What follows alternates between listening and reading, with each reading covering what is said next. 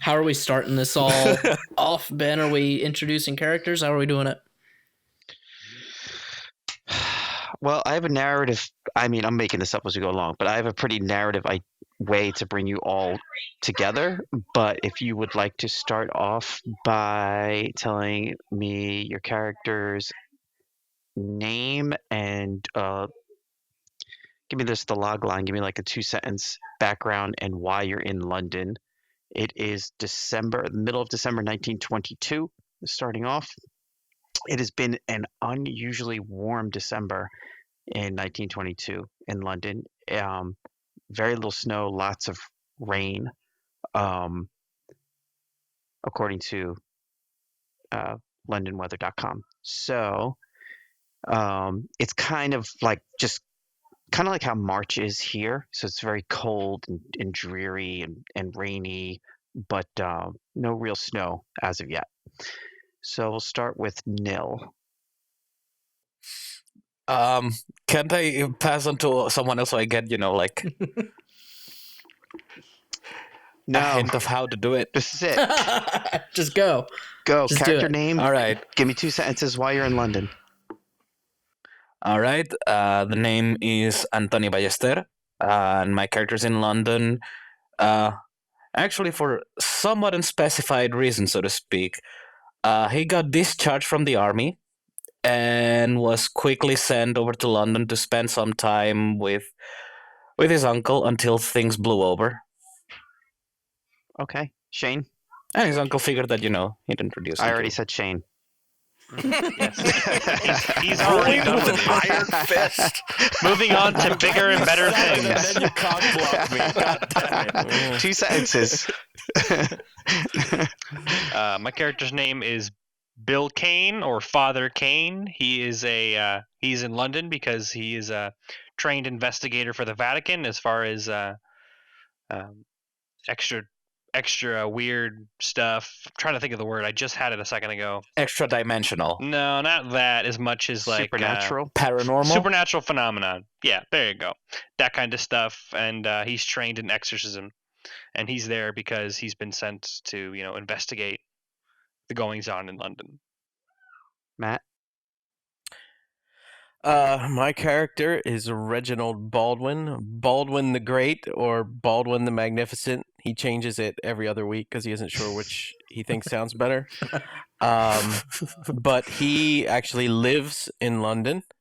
And he's currently, I guess I wouldn't say on tour, but performing regular shows in London, whatever the happening spot is for a magic show in London at the time. We'll say right now he's been struggling in the music hall, trying to work his way up to like a theater there you go. gig.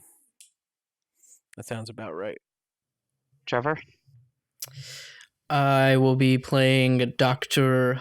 Gregory Vyacheslavich Grekov, son of Vyacheslav Grekov from the last campaign. He is a doctor of occult sciences at Miskatonic University in America, and he is in London to observe Dr. Smith's upcoming speech. And last, and by all means least, Jason. Mm-hmm. Dr. Christoph Haas, he is an Austrian, served in the war, fought for Austro-Hungary, I guess. At the end of the war, left his hometown, came to England, where he has been working as a doctor since. He is a surgeon, a member of the Oriental Club, and friend of Dr. Smith's. Nice. Okay, great. So we open up in London. It is, I'll tell you the exact date. It is Saturday, December the 16th, 1922. Holiday season is in full effect in London, even though there's no snowfall. Still, London itself is decked out for the holidays. Everyone's kind of getting in that holiday spirit. we are going to begin at the music hall, where Reginald, tonight are you performing as the Great or the Magnificent? The Magnificent. Okay, so you have finished your act, and you're kind of off to the side of the stage, watching the act that follows you. It's some stand-up comedian or something like that. And they're doing their thing. Yeah, so you're kind of like, yeah, whatever. The house is Amateurs. not really too crowded tonight, but after a minute They all or two, left when I was finished. yeah. As much as you'd love to believe that. So after a minute or two of watching, your assistant, who I completely forgot to add to the queue. Hold on a second. Audrey or Audrey? Audrey? Audrey Tagliatella. So after a couple of minutes, Audrey stands up next to you and says, Reggie, darling, there's a man here to see you, that Professor Smith, and he's got somebody of course with there him. is. Probably a fan. Oh, did you say Professor Smith? Yeah, that's that guy you were talking about that you help every now and then, Yes. trying to debunk the seances and stuff. Yes, Professor Smith. Where did you say he was, dear? He's back in the green room. He's got another gentleman with him who looks like a pretty tough customer. Well, I shan't keep them waiting. So I'll head back there. Okay, so you proceed to the backstage area into the green room, and there he is in the flesh. Let's do this. Professor J.A. Smith, now in his mid to late 50s. And with him is another gentleman who is looks to be about early 30s, dark skin, medium height and build. They're both sitting down when you walk into the room, but when you walk in, they stand up and take their hats off, obviously, for Audrey. And Professor Smith says, Reginald, so good to see you again. I rather enjoyed the show tonight. Well, I didn't know you were such a fan. To what do I owe the pleasure? Well, as we had discussed before, I have that letter of recommendation that you asked for, and he reaches into his pocket and he hands you an envelope from Houdini. Hopefully this will help you land that theater gig you're trying to get. Oh, yes, Harry. We're old friends. I taught him half of his act. Just half. Yeah, the bad half. Can't teach him the whole thing. Reginald, forgive me. Where are my manners? This is Jackson Elias. Perhaps you've heard of him. Jackson nods and shakes your hand. He seems like a very amiable gentleman. Good day, sir. Have you heard of him? I don't know. Should I roll to see if I've heard of him? Yes. Do an intelligence roll. Oop. Knowledge magician roll. He's not a magician, though. No. 74. So that means Fail. you don't recognize the name. Professor Smith kind of smooths over it right away when it looks like you clearly have no idea who he is. I'm like, looking at him like... And he's like, perhaps you haven't heard of him. Jackson is a famous adventurer and author. He specializes in death cults, and he's spent many a year in very dangerous places uncovering all sorts of unsavory characters. In fact, he just came back from India. Isn't that true, Jackson? Jackson says, yes, I spent some time in India undercover, exposing, what are they called? The Thuggees? Exposing the cult of the Thuggees. Particularly nasty brand of people. Should make a good read, though. And then Professor Smith says, I've spent some... I've spent some time in India myself, studying under a well-known yogi in Calcutta. Once saw the man contort his body as if to place his head into his own rectum. I was mystified. Professor Smith's I like knew about the Chinese lock. claps his hands and says, "See, I knew you'd get along famously."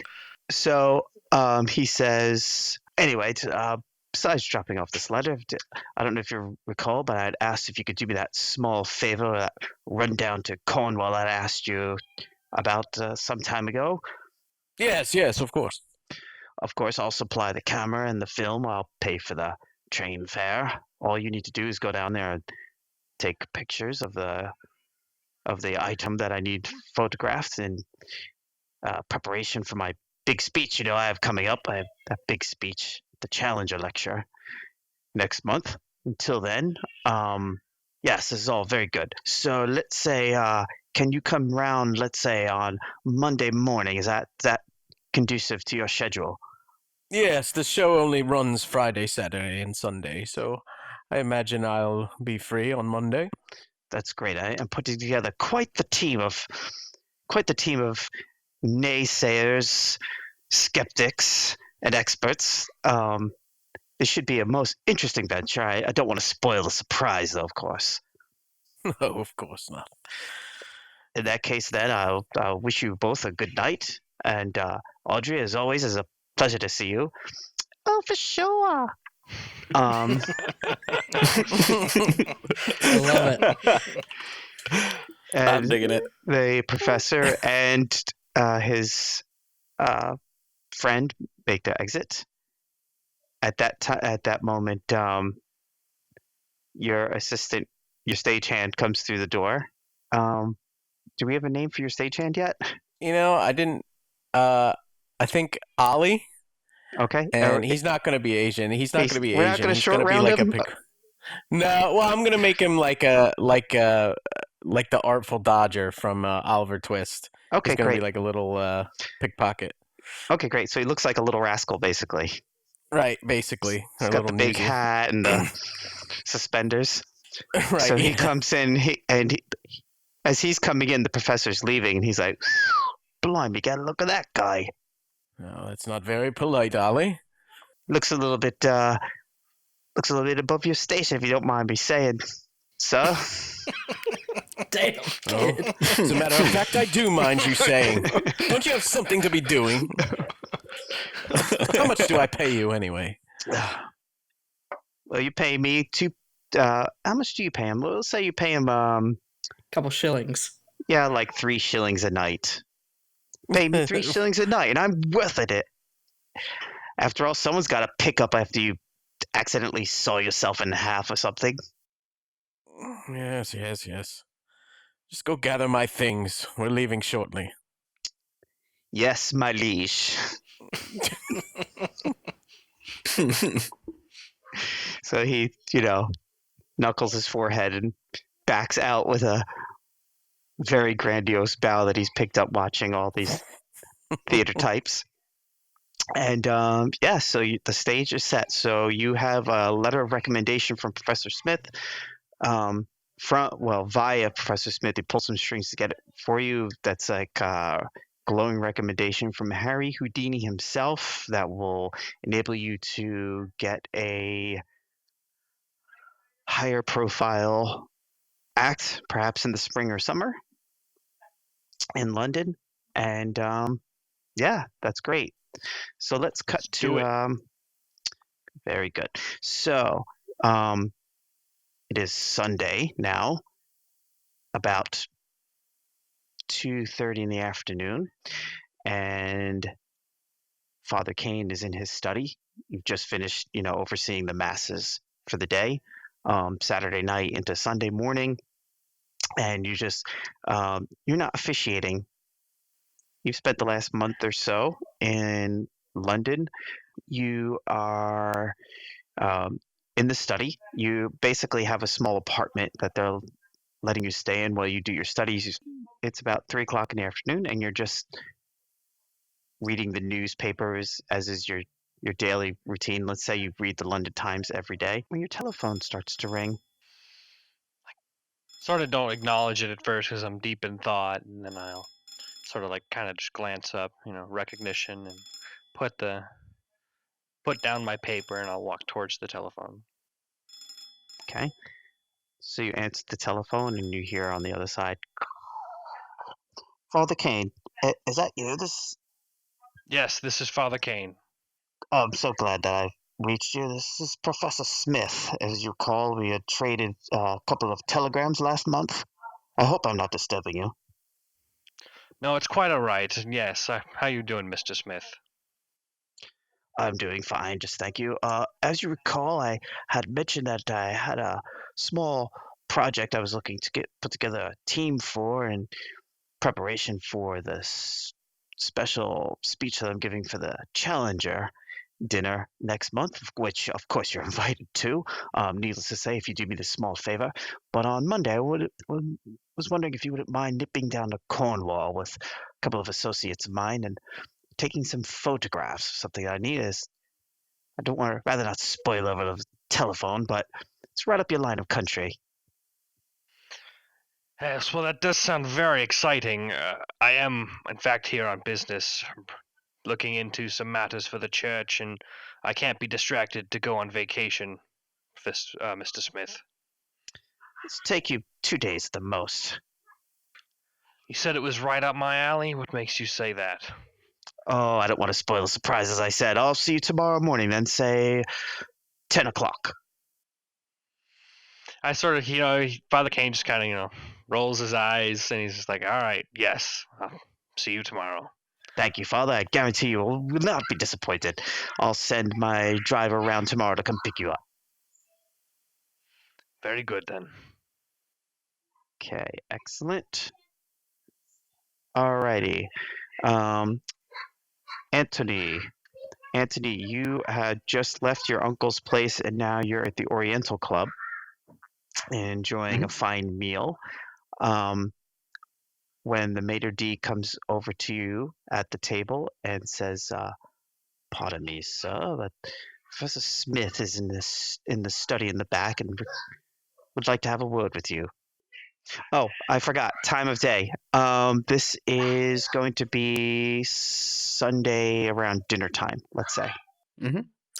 I mean, I'd figure that he'd be, about the end of the meal, and as is, he's gonna, like grab the plate, and the fork, and then head to the study because this is too good stuff to leave it on the table. Oh yeah. The back room, there's like back rooms and stuff like that. There's a back study, like library type of thing, where people such as Professor Smith spend quite a bit of time. He actually has some files that he keeps there, and he prefers going there when he's doing some heavy writing, such as he has been over the last month or so, preparing for this speech, which you know about. Obviously, you've been invited, being a relative of his close associate, Salvador. And you come in and he's busy kind of working up some notes and stuff like that. And he's, Anthony, well, for heaven's sake, man, what are you carrying that plate for? Well, it was delicious, so I was like, do come in. I'd rather not let it Sit grow down. cold. Can I interest you in a brandy or cognac? Glass of wine, perhaps? It would help push it down, that's for sure. He kind of like gestures to the maitre d', and the man kind of like nods and walks out. He's like, where did I put the confounded cigars? And he's like looking around. You could see the cigar box is like buried under some papers on his desk. He's like, it's down there. oh, thank you, good man. So, anyway, how would you like to go on a little expedition tomorrow? I have need of someone perhaps of your peculiar skill set that might come in quite handy. Does that mean that it may be needed to shoot someone?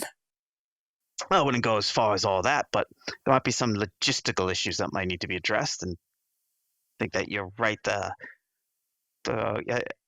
Your background is perfectly fitting for this kind of a thing. It's real simple. It's just gonna nip on the train, head down to Cornwall, take some photos, head back. The thing is, I need to have 4 or 5 people all taking photos of this one thing at the same time. I don't want to spoil the surprise, though. Believe me, it'll be something you won't soon forget. If the information that I've heard is correct, of course.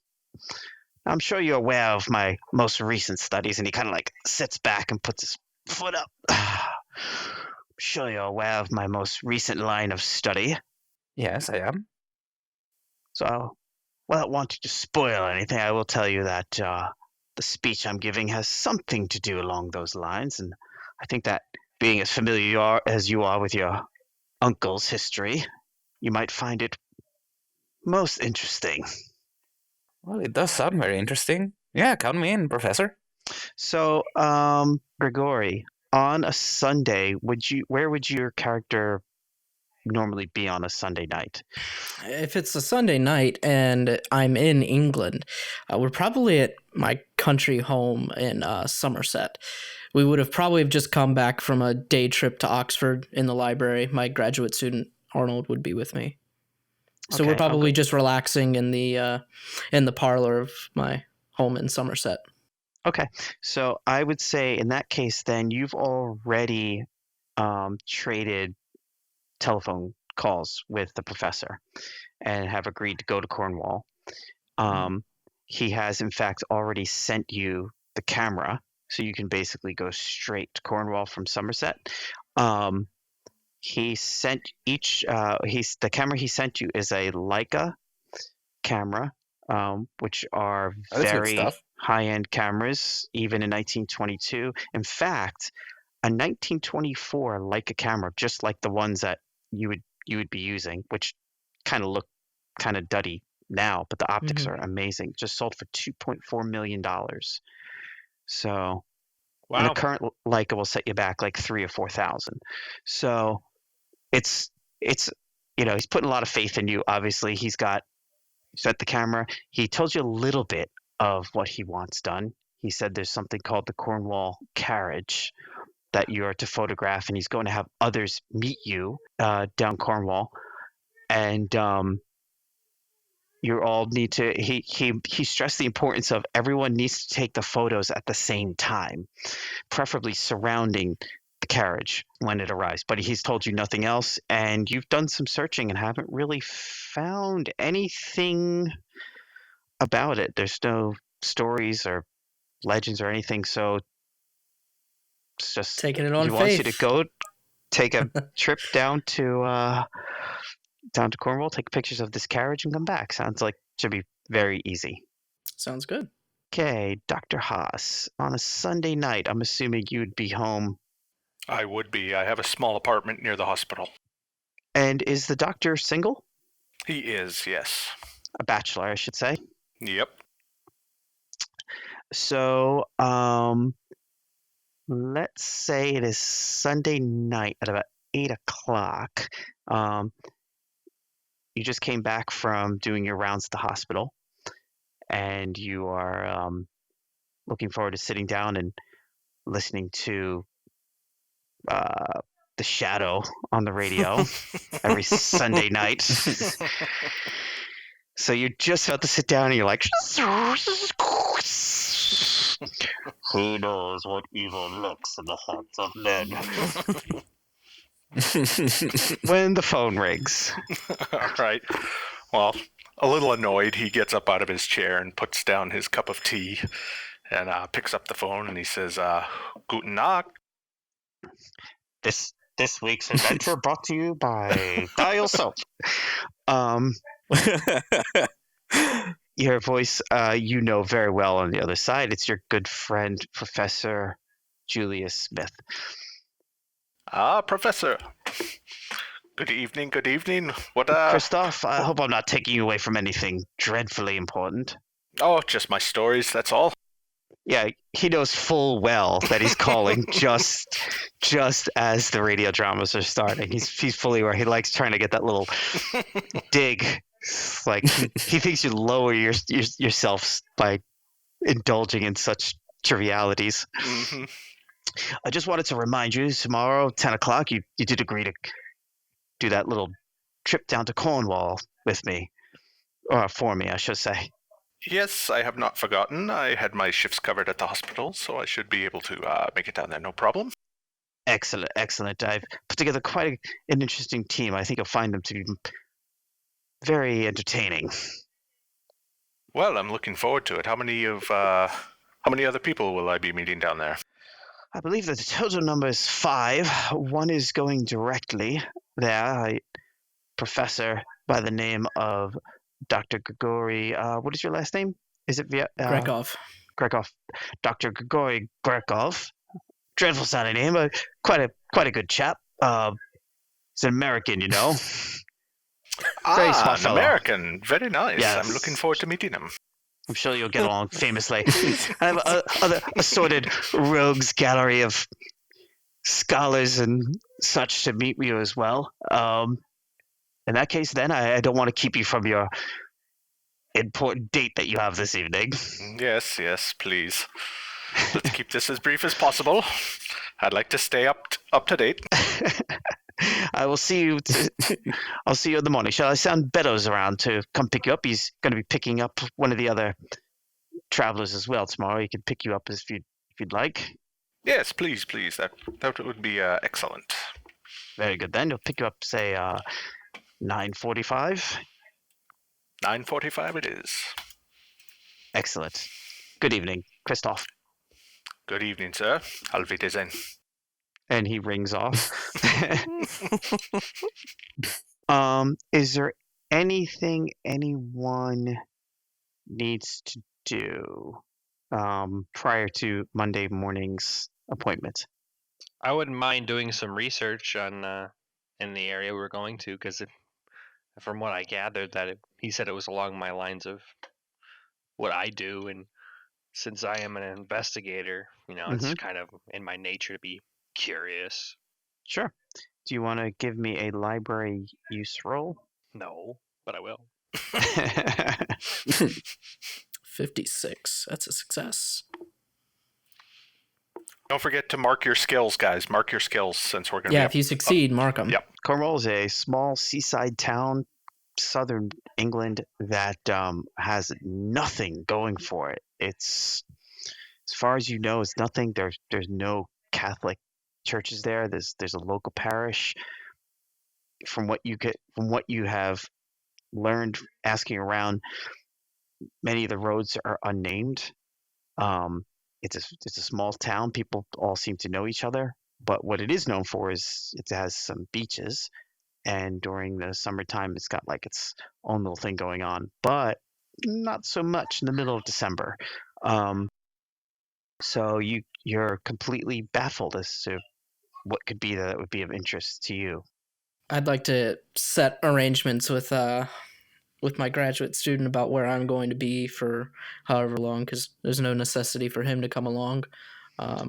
Yeah, you'll be gone, total time, only like a day, maybe 2 in total, because the train from London to Cornwall does not take very long. It's a couple hours by train. Arnold, I want you to know that I will be leaving for Cornwall early tomorrow morning. You have full access to the estate. Wander as you please. Go to the library if you want the driver to take you over to the Oxford Library. Feel free to go ahead. Just don't spend anything out of my coffers. You have money for a reason. Arnold is American as well? He is. Okay, great. Jeepers, Dr. Grekov, that's swell. Is that Oh, God. Thanks a mil. Him and Audrey are from like the same neighborhood. Well, they're from the same decade. Yeah, the Bronx. Yeah. They're from the same decade, so. He is a graduate student, big, tough, like rugby-like player, like Ivy League. That's okay. He's trying to stay hip, so he's yeah. we wear a seersucker. And I wish you would quit talking like that, Arnold. It's sound buffoonish. It's good with the dames. Yes, I'm quite sure they enjoy it. Or is what do they call them here? Birds? Is that what they call them? Although that's mostly in Scotland. Gregor can't help but chuckle at that one. He says, yes, birds. That's a wonderful term for them, I suppose. Anyways, as I say, Jesus. you have access to the estate. I'll be gone. Have fun. Say, Doc, do you want to meet me in London when you're done, since you're going to be coming back through London? Yes, that would be preferable. I brought you along so we could both go and hear Dr. Smith's speech. And I'd very much like for you to meet him as well. I mean, he is the one that is single-handedly responsible for most of my research for my first publication, and surely you've read enough of that to know. Plus, a chance to go visit the museum. Of course, yes, That's museum. British Museum is always a treat. It is. It is, absolutely. And is this your first or second time in England? I can't remember. This will be my first trip to London, actually, because last time we came through, I only went to Oxford. Yes. Well, then great. You'll get to see all the wonderful oddities and specialities that they have over in the London Library there. So, yes, meet me there. What day is it? Sunday. Meet me there Tuesday afternoon, or Pulls out his pocket watch, gives it a few spins to make sure the time is good. Closes it. I think I can handle that. I'll send you a telegram, let you know what hotel. Yes. I'll And be please, no, what do they call them? Birds here while I'm away.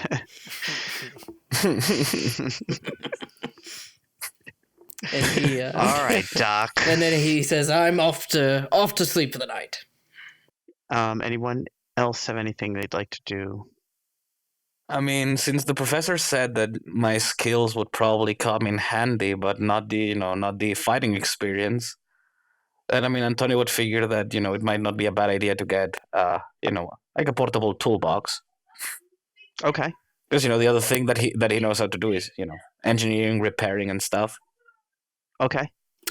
The doctor will enjoy the rest of his show uninterrupted. He takes the phone off the hook, and once that's over, he's going to just pack up a light 2-day bag and go through his little doctor's kit that he'll take with him. Especially since we're going to kind of a rural area, his services might be needed, so he'll bring along a few supplies with him. Okay. And off to early bed. Is Reginald good? Yes, he's just going to pack his things to get ready for this short jaunt down to Cornwall, or up to Cornwall. Now, were you planning on going alone? No, I'm bringing Audrey and Ollie with me. Okay. Because Audrey won't let you go anyway. She's like, "Oh no, mister." Yeah. No, she's coming. Okay. So the next morning, you all arrive, just before 10 o'clock, pretty much. You're greeted by this gentleman. But you're greeted by Beddoes, his butler, greets each one of you at the door. So let's work in reverse order this time, and we'll say that the good doctor. Actually, we can do a little bit of role play. So the car comes around with the professor's driver to pick you up, Dr. Hazen. You see a man inside. You can't make out any details just yet, but there is definitely a passenger in the back of the car. Because the weather's been bad, the top is on his rolls is closed, obviously. The professor's standing out on his front stoop with his umbrella and his pocket watch, checking the time, waiting for the car to show up. So when it kind of rolls up, he kind of peers inside to see if this is his ride. It's definitely the professor's rolls. Okay. So I'll pick up my bag, walk over to the car, and kind of knock on the window if no one opens up a door or rolls a window down.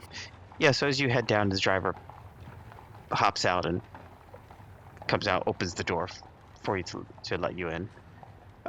He has an umbrella open as well to help you keep dry as you go down. You have to put your bag in the boot, obviously, and then go into the passenger side. And you go inside, and then you see Father Kane. So there's a gentleman just dressed, he's wearing like a top coat over his clothes, but he has his hat on his lap, but you can clearly see that he's wearing the collar of a Catholic priest. Good morning, sir. And to you, I see you've come along this journey to this Professor Smith. Yes, an interesting fellow, eh? My name is Dr. Christoph Haas, and he extends his hand to shake yours. Father Kane, A pleasure to meet you. and you as well. Have you any idea what we are doing here? No, I do not. I only understand that we're to take some pictures for the professor. To be honest with you, it was a few days off from the hospital for me, so I jumped at the chance. Yes, well, I am not a photographer, so I am not quite as enthusiastic as you are at the moment. Yes, you do seem quite quite sullen. Shane is the ever reluctant investigator. I'm sorry, Father. How do you know Professor Smith? I am, in my time working for the church, I have had to call on him a few times when I've passed through London and the surrounding area, and he has been of some good use, but I don't know him extremely well, I'm not afraid to say. Well, I'm pretty good friends with the professor. He's used my medical services more than once, and we meet regularly to play cards and are members of the same club. Good man. I look forward to spending a few days with you and getting to know you a little bit better. Yes, indeed. Well, we'll see what this trip amounts to, but I'm not afraid to say I can't stay too long, as I am in the service of the church at the moment, and depending on what we're doing, it may take me away. Understandable. You must have important work to do for the church. Yes. Beddoes, go ahead. are we going to start moving here at any point, or are we just going to sit here all day? No, he's already started driving. At this point. Okay. Yeah. So he starts driving. So the professor lives in kind of northwest London, kind of like what would now be maybe just slightly west of Notting Hill. So definitely a more well-to-do neighborhood. He has a very immaculate house, but it's not too big. You notice immediately that it looks like he's having some renovations done. As you pull up to the house, there are some workmen, kind of working in the back of the house as you pull up. The driver opens the door. You go up to the front door.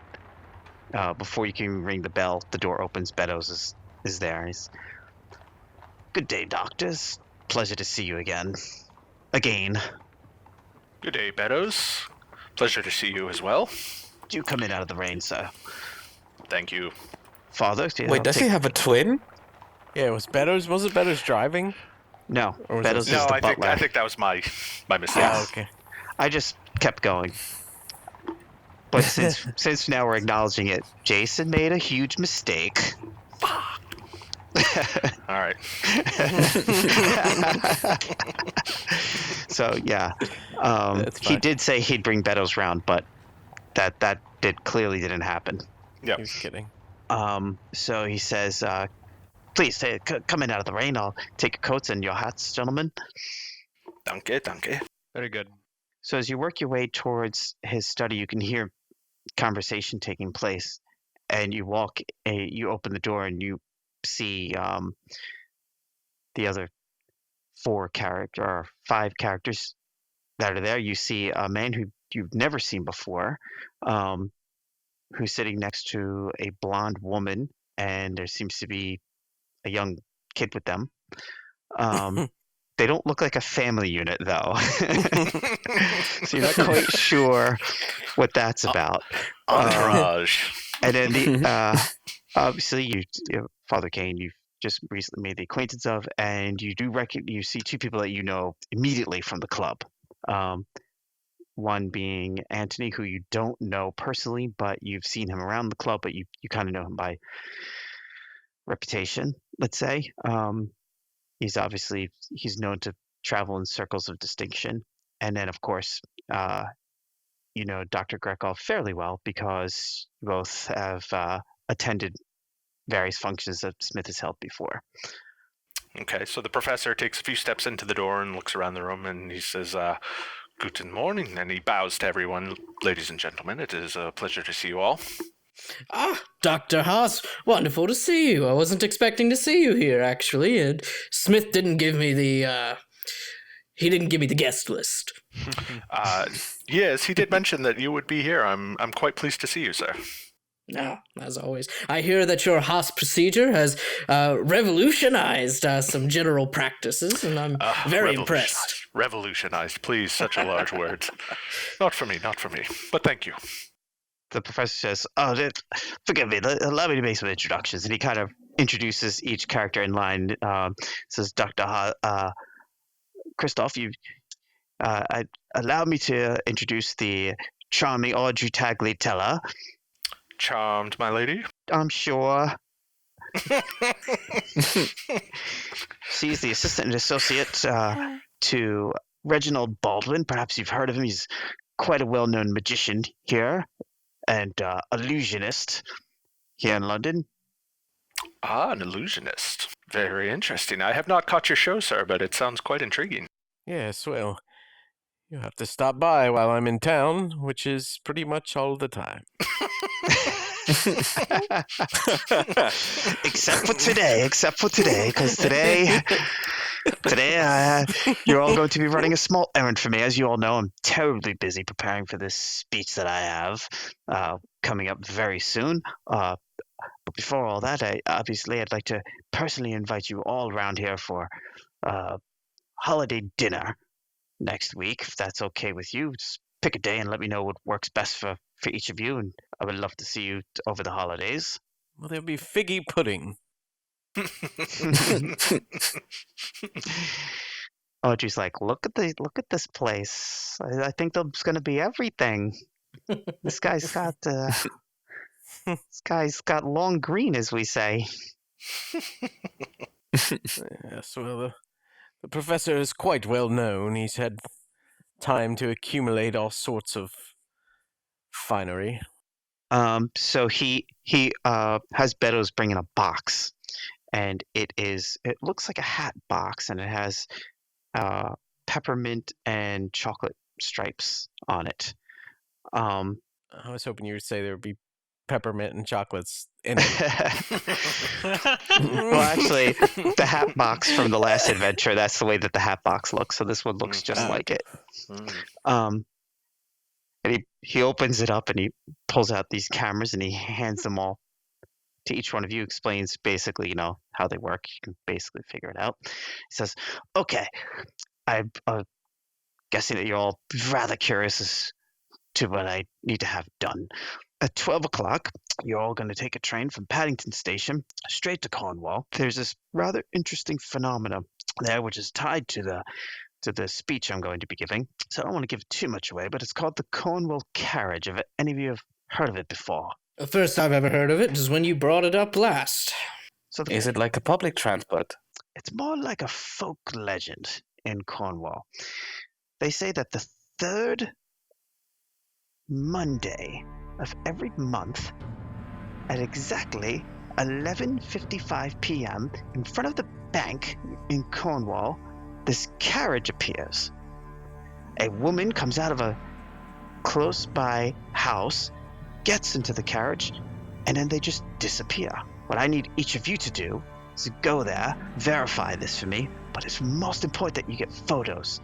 And the reason I have so many of you is if you can kind of get a photo from all angles.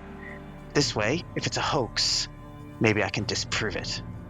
Can you define disappear? Like, do they just vanish into smoke, or do they go a little ways and then make a turn and then no one finds them again? Well, I really don't know, my good man. What I do recommend is when you go down there, go to the pub. Actually, I forgot that Greg is not there. Oh, so I'm not there. So let's say instead of going straight, you went to London instead. Okay. Yeah. Instead. There we came go. up. He introduces you, she's just down from Somerset. Easy. Fixed. So. Is this a part where I jump in and say, Ben made a giant mistake? Na na na na na na. No. Yes, that's exactly when you do that. Gregory was actually driving the Rolls Royce. He just appears for zoom, dramatic effect. Yeah, exactly. Yeah. And a For my puff of next smoke trick, and he walks Gregory, through. Yeah. I must say, Reginald the Professor, Magnificent. I've done my fair share of disappearing acts in my day, but I can't say I've ever made a carriage disappear. Well, here's the thing. You're all experts in your various fields of study, and I think that you have this well covered. We have the occultist, the exorcist, the magician, and the engineer, and the doctor. Who have you hired all of us to take photographs, which none of us are experts in. I mean, to be fair, making photographs is not that difficult. You just need to keep in mind obturation versus the diaphragm. Exactly. Yes. This is the latest camera from this company called Leica. It practically takes pictures itself, Greg. I will say though, still, if we're you said 11:55 p.m. Yes, Professor? From what I understand, yes. So that would be at night. We'll probably need a big light then, or a flash.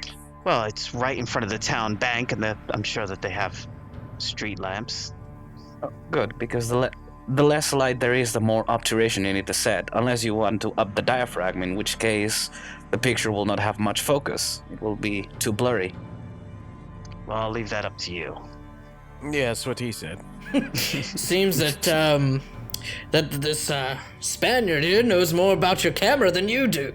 A good choice for this mission, then. I don't use them, my good man. I just buy them. Yes. A fair point. So, does anyone have any other questions? If not, Yeah, time's running short. Father Kane was looking at the the camera, and he kind of just, he's been taking in all the situation in the room. He's like, well, it's certainly not an apparition. We all know those do not exist. Well, it could be some form of entity. I'll happily go along. Or an illusion, of course. Gentlemen, this strains credulity. You expect me to believe that there is a carriage that is appearing out of nothing, picking up a woman who comes out of a bank, and then it disappears again. This is what you are telling me, yes? I mean, usually the only thing that I've ever made disappear were fortified emplacements. You sound like a man of many talents, an excellent photographer, Everyone and a takes demolitionist. a step away from Anthony. Well, when it comes to mechanical and engineer and electrical stuff, I know how to defend myself. Professor Smith, are you aware of any other photographs of this phenomena? Yes, I have seen other photographs, but they're not from trustworthy sources, and I need the most credible photographs, ones that I can vouch for myself. I've taken all the other photos I'm going to be using on my speech myself, but for this one, the time is a little too short, I'm afraid. I must finish preparing my research for my speech. Very well, Professor. We'll take your pictures of this carriage if it exists. And while I'm at it, I'll debunk whatever prestidigitation is causing this phenomenon. Well, I'm counting on it. What do you say before you go? Have a quick drink before you all go. Here, I'm to that. Yes, scotch, please. Do you have absinthe? Of course. Oh my god. Fucking, poison. And for you, Father. Water is fine for me, thank you. Very good. Beddoes comes back a moment later with all of the drinks. Audrey asks for a coffee. Just like that, too. A coffee. Coffee. I'll take a coffee doll.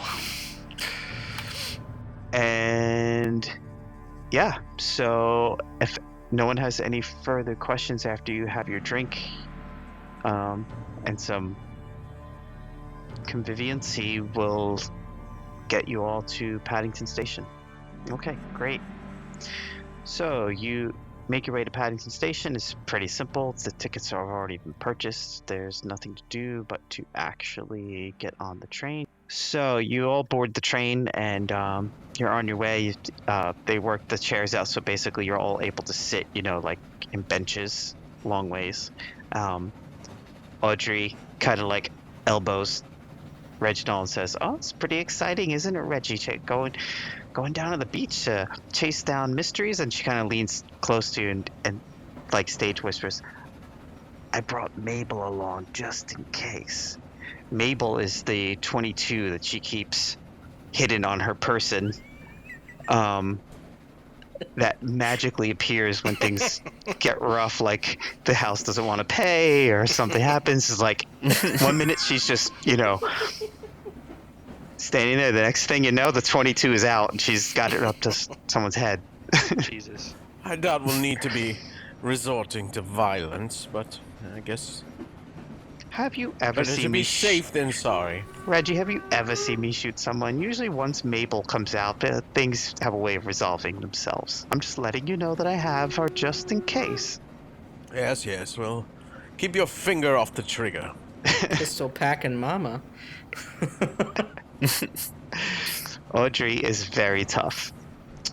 So you guys can now kind of describe your characters a little bit more. We'll assume this as you're talking on the train, you're getting to know each other as you ride down. So if you want to fill in a little bit more of that background that we didn't fill in before, now would be a good time. Whoever wants to go first. Sure. Yeah. I'll go first. So, Father Kane, myself. I was born in Brooklyn. Spent most of my time in the, upper lower class or middle class, and spent a lot of my free time, looking in, myths and legends, and eventually into the occult and that kind of stuff.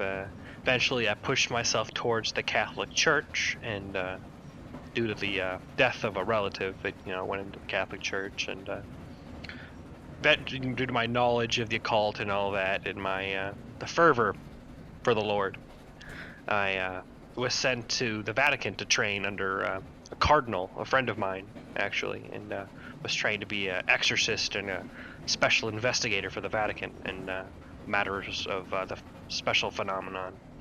And I spent a lot of time in the, Italy and in Paris training.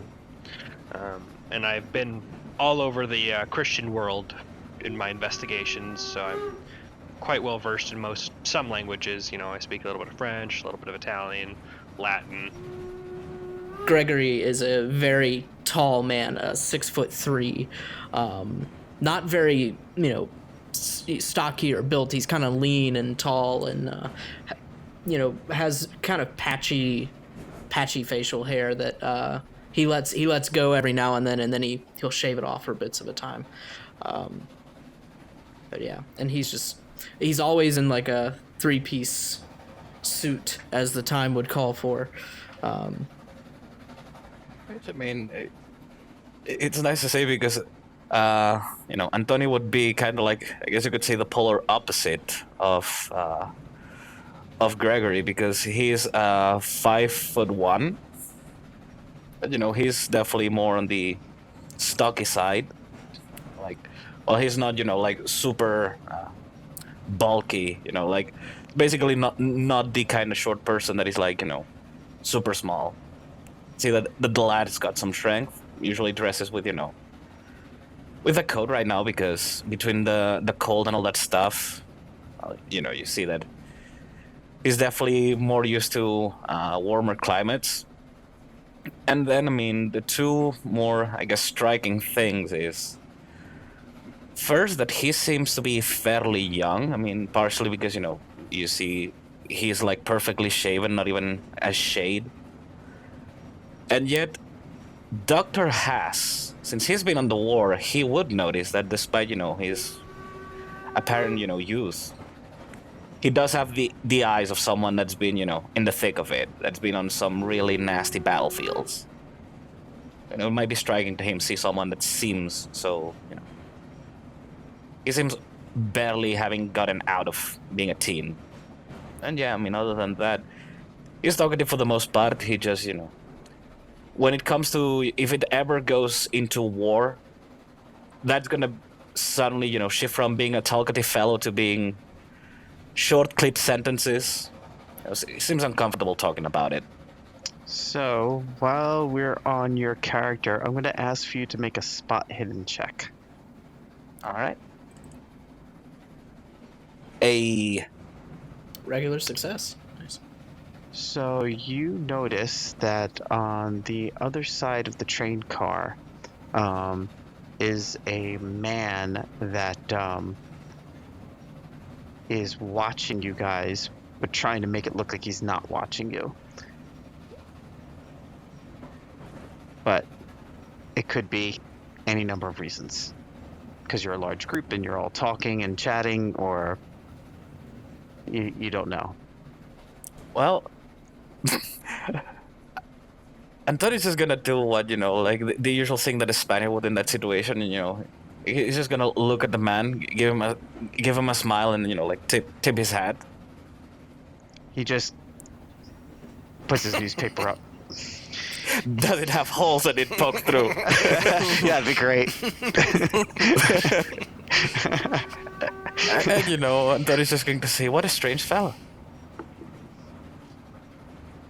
Anyone else?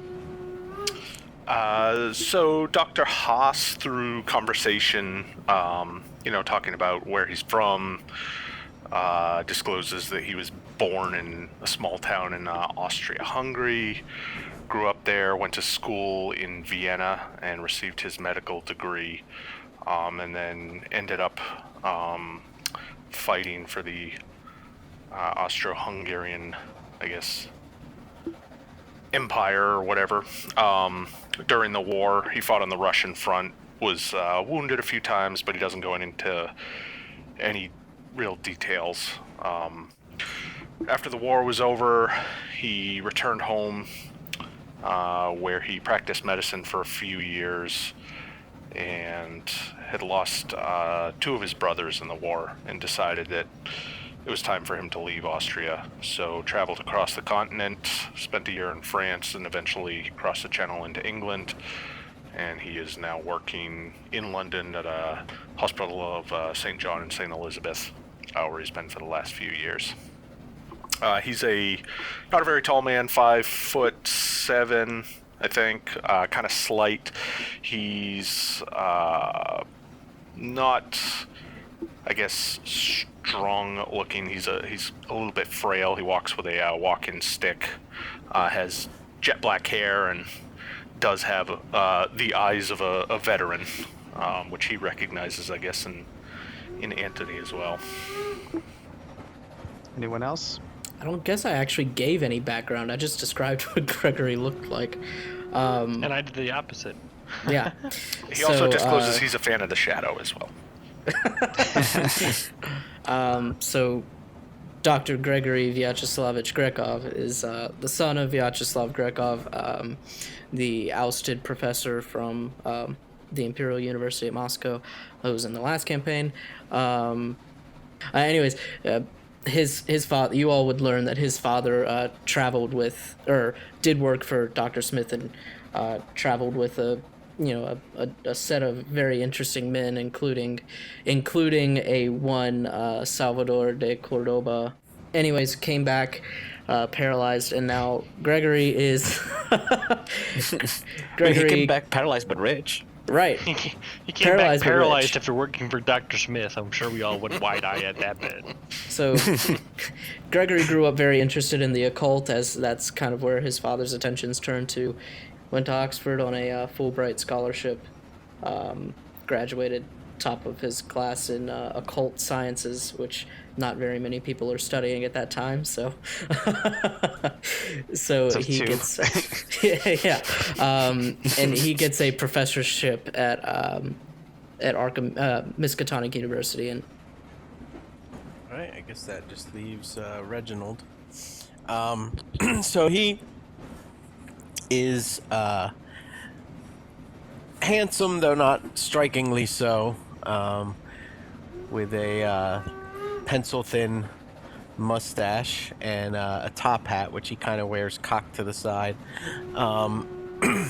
He's a bit on the short side, medium build, but he kind of spends his time telling these fantastical stories of the different places that he's been, India, Turkey, Nepal, and all these fantastical things that he's seen, and you can't help but think that perhaps he's just practicing for his stage routine.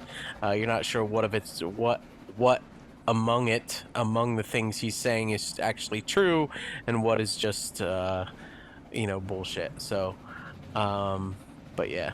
I mean, I will say this: while Anthony doesn't fully believe most of the stuff that you say, he does seem nonetheless very enthralled by it. At least he acknowledges that you're a great storyteller. You'll have to tell me about your expeditions in Turkey. I've spent some time over there myself. Yeah, so Reginald says, yes, we'll talk soon, but he says that in Turkish. Okay. Do I can I roll to see if I understand what he says? Sure. Or I can type it. Oh no, I can't. Well, I have an 80% in Turkish. Yeah, so you're fluent I would speak, already. Yeah, I'd speak back to him. Yeah. And tell him I very much look forward to it. Okay, so as you guys while away the time, the train eventually makes its way to Cornwall. Yeah, so as you guys arrive, the sun is setting on this little beach village. You're the only ones left on the train at that point. And I did keep watching that man that had been watching. he got us. some When does he stop step prior out? to yours. In fact, he got off the train not too far into the trip. Must be nothing. Well, when that person leaves, I'm just going to be like, goodbye. So you have arrived. What would you like to do? Oh, we have like 3 hours and a bit more. You have like 7 hours almost, 6 hours, something like that. Yes, gentlemen, the professor did mention that there was a pub or something that we were supposed to go to. No? I think that's Did if we were anyone get supposed the to name meet. of it? That's if we were supposed to meet somebody, but we don't have to now. So Then maybe we should find this bank where this carriage is supposed to arrive. Maybe get a bite of dinner. Sounds good. So you head into the little downtown area, such as it is, because it's just a village. And there's a bank. It's closed. There is a pub, pardon me, across the street from it, conveniently. And any foot traffic at the moment? not as such. No, it's like getting on dark, and it's a small village. So there are some people in the pub, which is called the Keg and Lantern. But other than that, there's not much going on. Can I go take a Father Kane's interested in going and taking a look at the supposed site of the carriage. Okay. So the bank front looks like a typical bank front. There's the streets themselves are cobblestone that go through the center of the village. It does look like there are a couple of street lights, so you shouldn't have any trouble taking any photographs. Sorry, Reginald wants to go in the pub and sort of make conversation with the locals to see. I mean, obviously, this is something that the professor's heard of this. I mean, clearly, people in Cornwall must have heard of this local legend just to see what people have to say about it. So you go into the pub, and the barkeep Order asks, fish and chips. okay. Are you going to sit at the bar? Yes. Okay, so you sit at the bar. There's some locals that are over there. They kind of nod to you when you sit down, and one of them says, are you new to Cornwall? Yes, Reginald Baldwin. Baldwin the Great, as a matter of fact. Perhaps you've heard of me. I haven't heard of you. I'm Sam the plumber. Perhaps you've heard of me.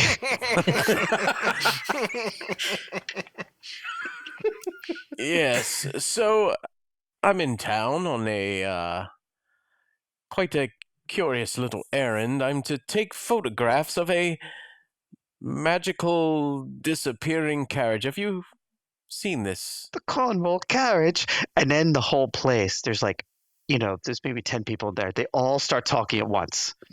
Some of them are saying they've seen it. Other people are saying that it's just nonsense. It's hallucinations. The only people who've ever seen it are drunk at the time.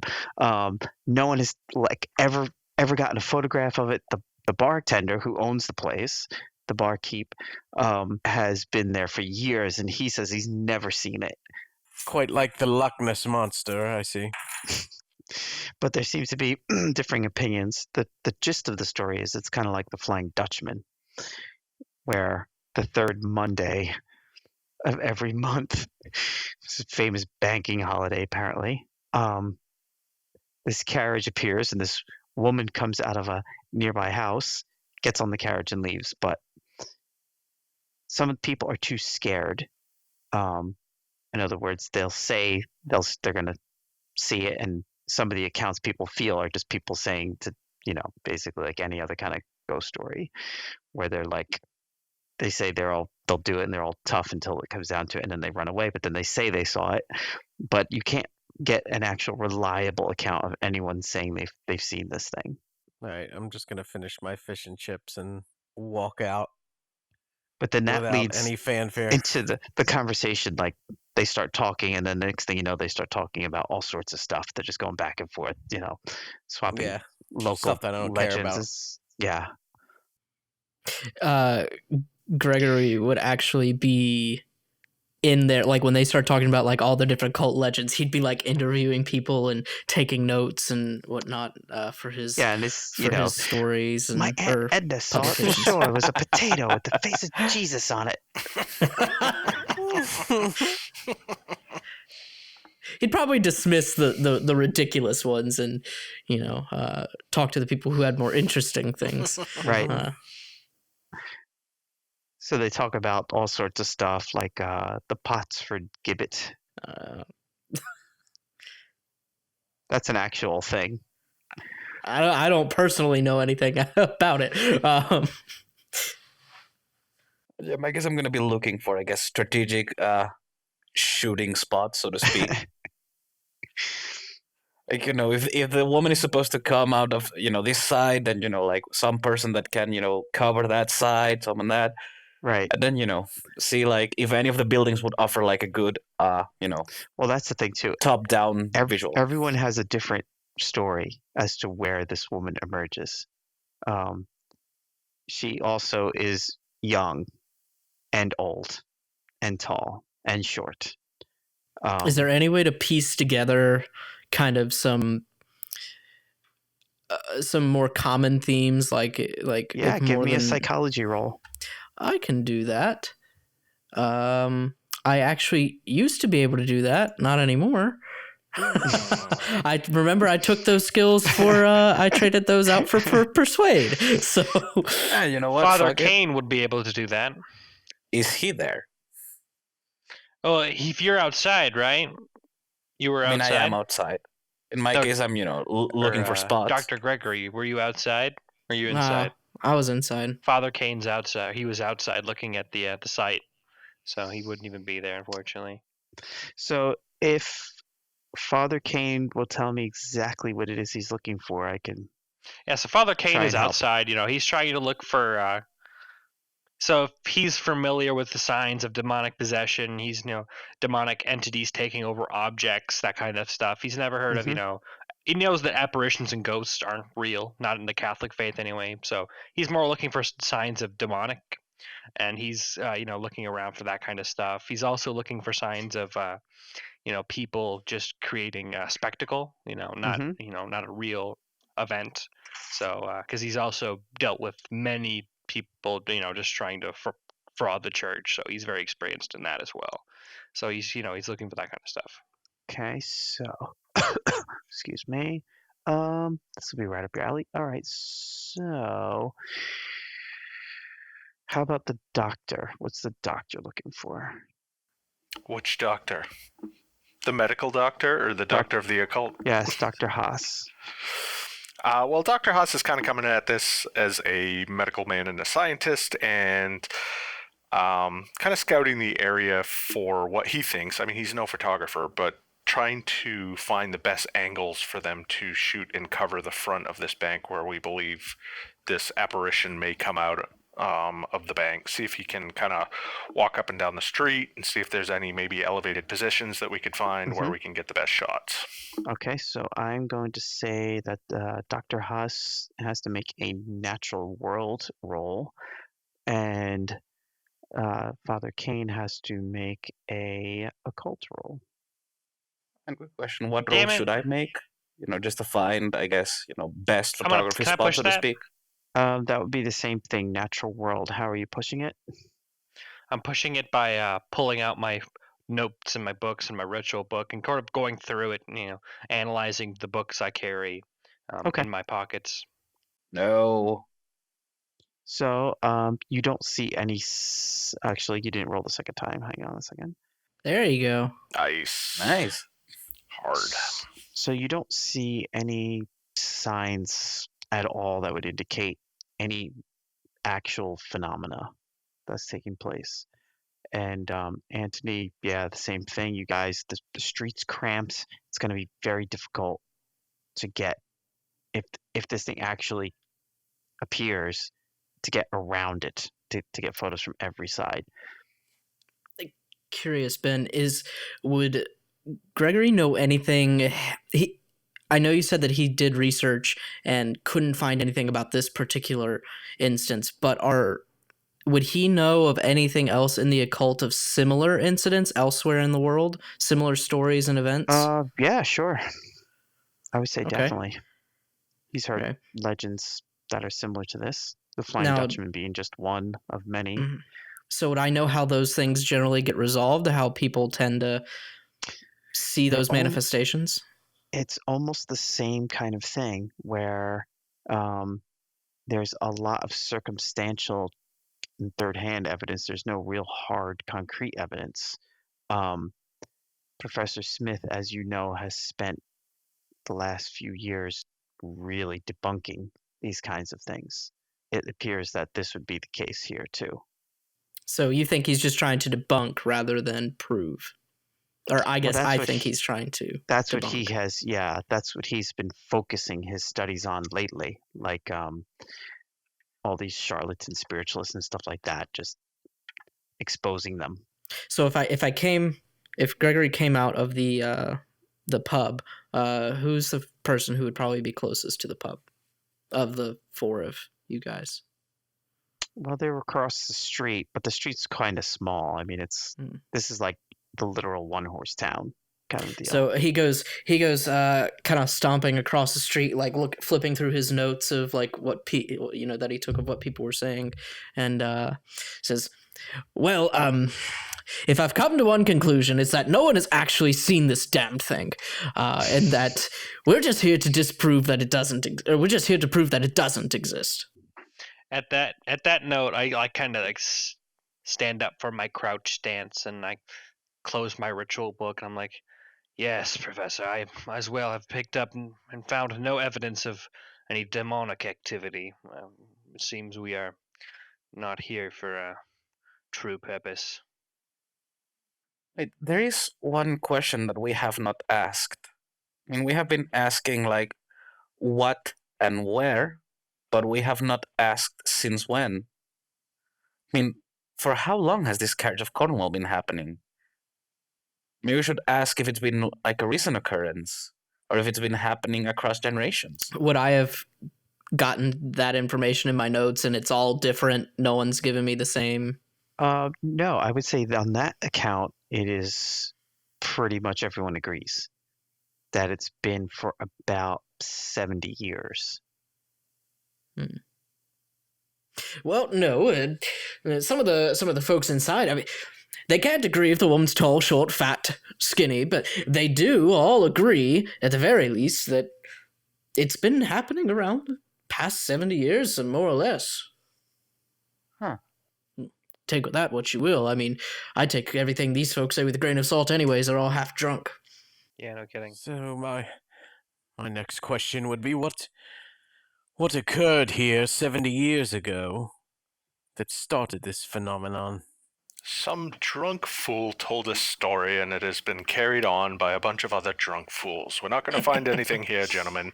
We're going to take our photographs as asked by the professor, and hopefully this will take care of the issue, and there will be no more problems. So let us get to work of setting up our cameras. Yes, although Now- I would say that it's still a good idea maybe to ask what happened 70 years ago. Like, being thorough about debunking it. Old newspapers or something to that effect. Very old. If there's any that survived. And I highly doubt that a library is open at this time. Oh, Yeah, goodness, libraries. no. Not that Cornwall has a library. The closest you'll get to the library would be Bookstore? probably the bar owner.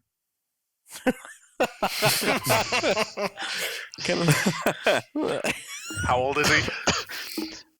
He's probably in his early 60s. The point about that is, though, bar is a place you pick up and hear gossip. So if he probably knows more about it than, we asked him about if we wanted to go talk to him. He thinks the story is complete nonsense. He does not believe that's true. He's never seen it, and he's like right across the street from the bank. So I guess yet another question here is, how long do we intend to post up here for the evening until we see this thing? Well, here's the thing: the pub closes at 11, so We can't And just hang it's, around outside without it being 11:55. suspicious. We don't have to go home, but we can't stay here. yeah. So, but there are rooms that you can rent for the night above the pub. Well, let's secure ourselves some lodgings. Hopefully something that overlooks the street so we can at least take one of our shots from up there. Sounds so good. Oh, I'm But sure before you going all in- are fine with sleeping with the roaches. However, I'm I'm a bit short on cash, if someone wouldn't mind. well, I've got you. I can spot you whatever you need. But Oh, even there- still, are we Kind of. sure We'll say that are we sure this is where we want to stay? I mean, there's probably something else in town, maybe a little bit nicer. We'll say the professor gave you all a few pounds, towards spending the night and for your meals and stuff. I mean, he probably wouldn't have given Gregory anything. Gregory's wealthy. I mean, enough. I'm just going to look at Gregory and look around the square and be like, I think that's the closest thing to a quality hotel that we'll find. Yes, Maybe it's not especially so in a- bad. Yes, in a town this small, I doubt we're going to find the Waldorf Astoria here. Well, if it must be this, then it must be this. But I I've don't like slept it. in worse. As have I. So, Dr. Haas is going to walk back into the bar, his cane ticking on the floor as he makes his way in there, and he'll So you guys talk have to the created bartender. quite a stir now. Oh boy. I would say the crowd in the bar has swelled to like 20, 30 people, all, wondering who you are and why are you here and are you from a newspaper? Some people think you're from a medical journal. Like, it's just going around and around trying to figure out why these 6 or 7 people descended on their little town to take pictures of Well, something that they can't even Best agree. damn even thing that's exists. happened to them all month. Reginald is going to take full advantage of this and do like an impromptu magic show. in the Oh, pub. nice. Do you want to make a? What did we decide for your sleight of hand? What skill would that be for you? I thought we said sleight of hand is a skill Mhm. Yeah. in and of itself. So let's see how well he does. I'm gonna do that, and I'm gonna have Audrey. I'm gonna ask for like volunteers to like hold an apple on their head, and I'm gonna throw knives. All right. I'll do the sleight of hand first. I'll do some like card tricks. Okay. Yeah, that's a great way to warm up the crowd. Yeah. Yeah, like otherwise you're just bringing out the heavy artillery from the get-go. Damn. Ooh, man. They are amazed. They are absolutely amazed at your powers of prestidigitation. Now, would anyone like to volunteer from the audience? So now by the end of this bit, it's like the room is filled to capacity because people, once you started doing your tricks, they ran out to tell other people, so they started coming back, and now basically it's like anyone close by is crammed into the tavern. The common I've room of also the got tavern. my top hat like upside down, like on a table, so people can like give me. Oh tips. yeah. So coins are being thrown in there. Anyone gets change from their drinks is just chucking it in there. I say, would anyone like to volunteer? You'd have to make a persuade roll if you were gonna. Oh, no, I'm not gonna persuade. I'm see gonna how- fast talk. Yeah, Can you I could do that. Charm them. Sure. Fast talk is like you like pick someone out of the crowd. You're talking Yeah. at them so fast they'll agree to do it before they even know they've agreed. Oh, okay. So you're able to find a volunteer. Audrey's like, Reggie, are you sure you want to do this? Of course. I could do this in my sleep. I'll just hold perfectly still. And is there an apple or like a piece of fruit or like This is really a fruit-eating town. They put a fish from Fish and Chips on someone's head. It's like, Oh, that person's gonna be smelling nice. or well, I just tell him to like put his hand like against the wall like this. okay. And I'm gonna throw. Oh boy. Make a Oh, throw. boy. Make a throw check. I'm not with him if he hits his hand. Oh, very nice. Ooh, I damn. throw just like five, like in between each of his fingers, like. The crowd goes wild. They're just absolutely amazed. They've never seen anything like this before. Make sure you come to London and see my show. Yeah, they're all ready. So after that, the excitement kind of dies down, and after time, it goes back to just being the 4 or 5 barflies that hang out in this place. How much money did I make? I'll tell you, you made £2, I guess that's good. which is a lot of change. Nice. Considering they were probably throwing pence and shillings and stuff in there. It's like, I mean, you have like a good size satchel full of coins now. Audrey, dear, take your cut and put this somewhere safe. Don't mind if I do.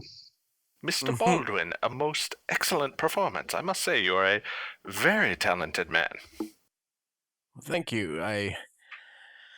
Unfortunately, my talent isn't quite as appreciated as I would like it to be in London.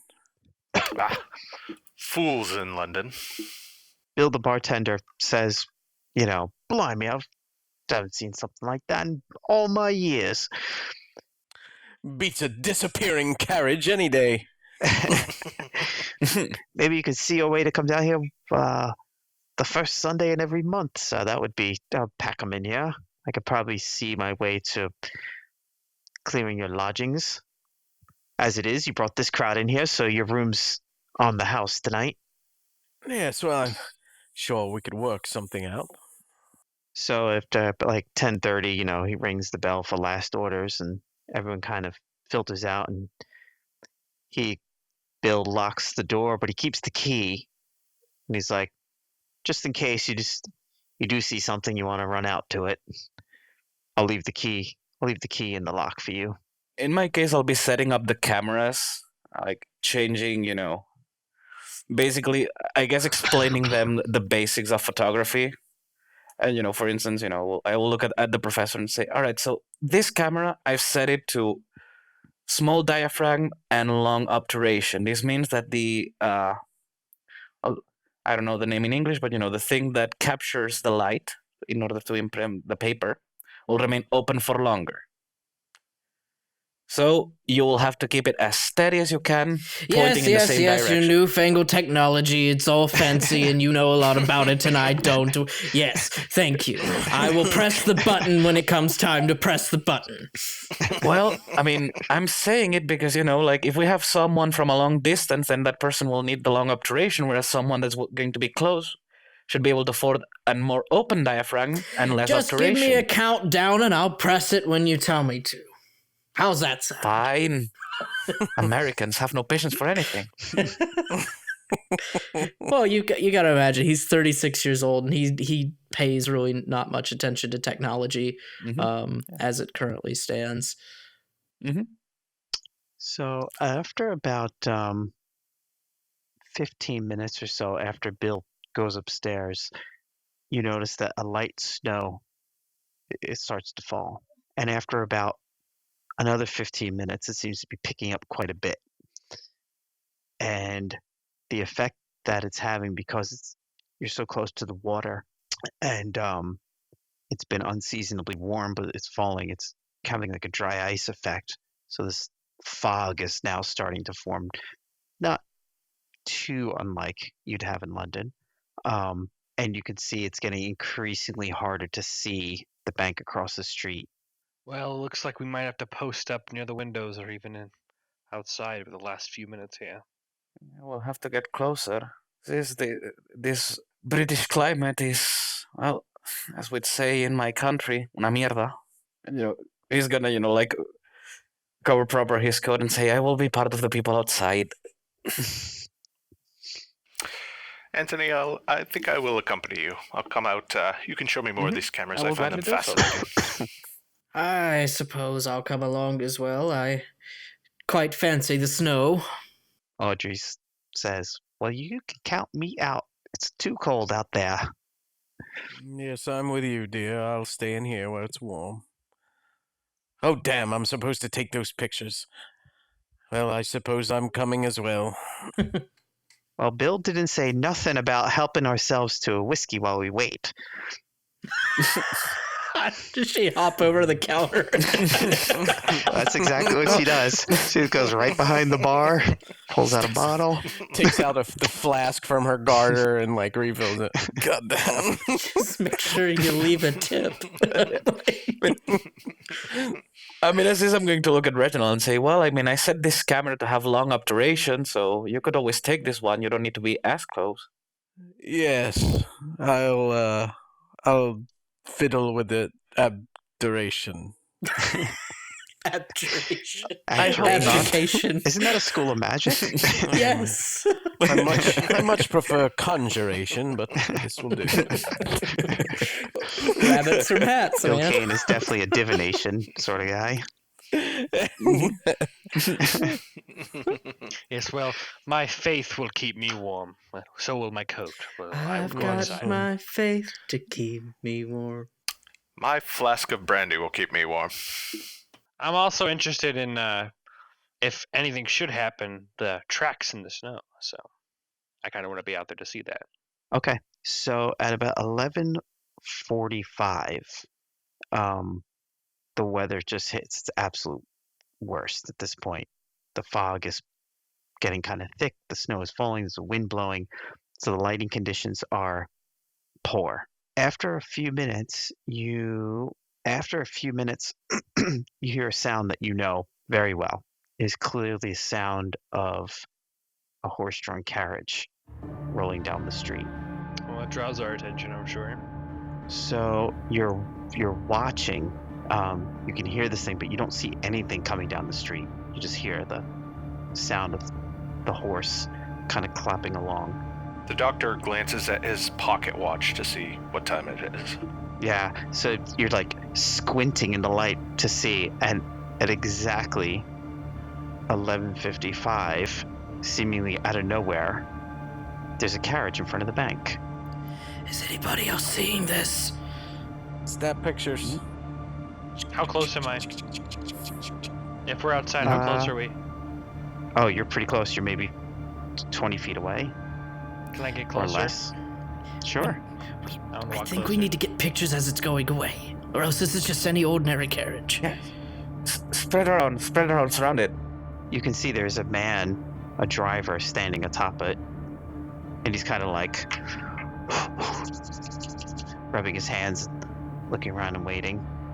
Can I like more closely examine this vehicle? Like, is it See-through? Yeah, I was gonna say, is there any transparency to it? Is it? Ah, that is a very good question. There is. So you notice that as you're standing there, you can basically more or less see through this carriage. So you realize if you want to take a photo to show its translucency, you're going to have people on both sides. I will get to the other side, and since he would have the flash on, I will turn the flash off to ensure that, it doesn't appear burned on each other's camera. Yeah, so I'm like at the back of the carriage, and I guess Anthony's on the front side of the carriage, and I guess you're giving the countdown. Countdown! So, while all this is happening, Reginald, you're inside the bar, right? Yes. So you see Audrey was positioned in a way that where she kind of was like facing the window. She's like, for the love of Pete, take a look at this, Reggie. And you can see dimly through the fog and snow this carriage just sitting there. That's all you say is whoa. Yep. It's like people are going outside. We're like the Just kidding. 1920s Keanu Reeves. Whoa.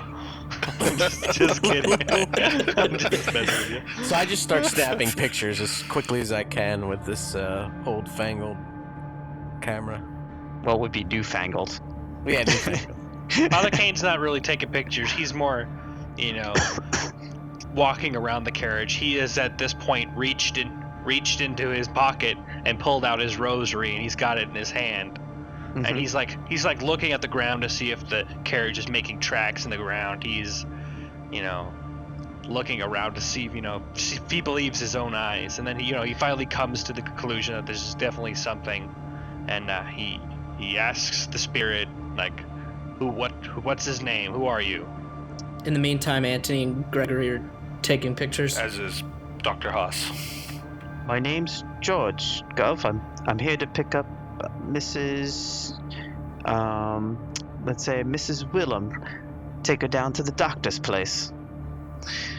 And you can see that clearly there are tracks in the snow. So then you can kind of see on the left side of the picture, you see this woman kind of just appear out of the fog. She's an older woman.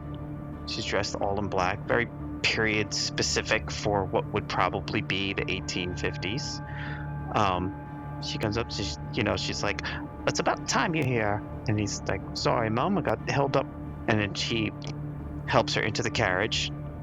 He's like, he helps her into the carriage, and right before they leave, George says, anyone else going to around the doctor's place? And I ask him where the doctor's place is. Right, the doctor's right on the edge of town, sir. Very intrigued by the moment, Gregory says, and he looks around at the others. He says, why, yes, I've got a slight cold here that I'd like to get checked out. He is absolutely intrigued, and he's not actually gonna board it. He just wants to try and touch it to see if it's tangible. He's not actually climbing on this thing. Mm-hmm. So after he helps the woman and he asks you, and you kind of go forward, it's hard to tell. I mean, it looks like you could climb inside it if you wanted to. Do it. I don't know about that. No. Is he able to touch it? Or is he able to touch it? Yeah, is it like there's some tangibility to it? Is it like... Yes, are you physically going to touch it? Yes, do it. I'm physically going to like touch like the back end of it, like just run my hand across it. Mm-hmm. And Dr. Haas is snapping photos while he's doing that. So you reach out to, and your hand just basically, it's intangible, passes through it, and then and it goes forward maybe about 10 feet, and then the whole thing just disappears. But you can clearly see the tracks and the hoof prints in the snow. I make sure to get some photos of that as well, yeah. Do I recall seeing snow falling and landing on top of it, or was it passing through? I was doing both. So the pictures would show that. Hmm. Gregory's absolutely like this is tingling his little bones here. It's a little ding dong. He looks at Dingling everyone. is He's little like, dingling. he looks at everyone. He's like, my hand. Surely you all saw it. My hand just. Tingling sensation. Say that when you're pulled up next to me. Surely you all saw it. My hand just passed right through it, like it wasn't even there, but it was. It was there, and we saw it. I took a picture of it, yes? This is most interesting, gentlemen. I should be very excited to see these photographs. Reginald comes out of the bar. Well, I'm assuming all of you saw that. Yes. Yes, we all saw it. We most certainly did. Mr. Baldwin, were you able to see it from the bar? Yes, quite clearly. I admit I am confounded by that apparition. Well, I'm just giddy. This is going in my next publication quite easily. Hell, this might even be in my entire next publication. It's all about this. I might have to spend more time in Cornwall. You think we should explore this doctor's place that the driver mentioned? Yes, I think we should speak to some of the locals and see if we can find this place. I don't know, is it an establishment that is still here, or maybe, I don't know if you gentlemen noticed the dress of the persons, that it did seem to be of an older era. Mm-hmm. It matches with 70 years ago. Yes, well, demonic entities, when they latch on to certain objects, they do not have a time limit, so they could be there for quite a long time. If there is a carriage or some such object with some sort of possession, it will still be there. We must be very careful. These objects are not to be trifled with. Well, they didn't seem quite demonic. They seemed rather friendly, honestly. Yes, well, brave face, my friends. Well, I mean, next time you could always try speaking Latin to it. If it hisses and combusts, then it's demonic, I guess. Hell is empty. All the demons are here. Well then. This is a terrifying thought, my friend. Yes, You speak like my philosophy professor back at the university. Well, did anyone happen to catch their names? Oh, well, I said I wrote down their names, so I guess I got The them. driver driver's was name. George. But I didn't and it actually was a write Miss down. William, I believe. Yeah, Miss Willem. Willem. Well, we should certainly ask about those names. Miss Willem, I'm sure there's probably some descendants or relatives around. Maybe in the township they could help us with the census. Of course, then again, we are supposed to leave in the morning, so all the professor wanted was pictures. Yes, but I mean, can't we call the doctor and the professor and tell him that, there was substance to this? Maybe see if he wants us to investigate further. I suppose, but my graduate student is in charge of my estate currently, and I don't know how long I feel comfortable letting him run around my grounds all by himself. Or, I guess, not by himself. He's likely throwing a large party at the moment. Oh, gosh, I shudder to think about the things that'll be broken when I get back. Sure. It's quite the soiree. Yes, well, I will surely speak to the Vatican tomorrow, and we will figure out what to do from there. The hour is late, gentlemen, but I think we should call the professor. Let him know what we've seen. At least give him our initial impressions and see what he requires of us, since this is his outing, I guess. Is there even a phone in the Yeah, town I was going like to say, this? would there be a phone in the pub? That is exactly what I was just about to say. There's no phone in the pub. What about what about in the town? I would say the post office probably be your best bet. But not this late. Definitely not this hour. If Daniel was here, he'd break into it. Just use the phone. The evening passes. Yes. Yes. And The next morning dawns. The snow is melted at this point, kind of turned just to rain again.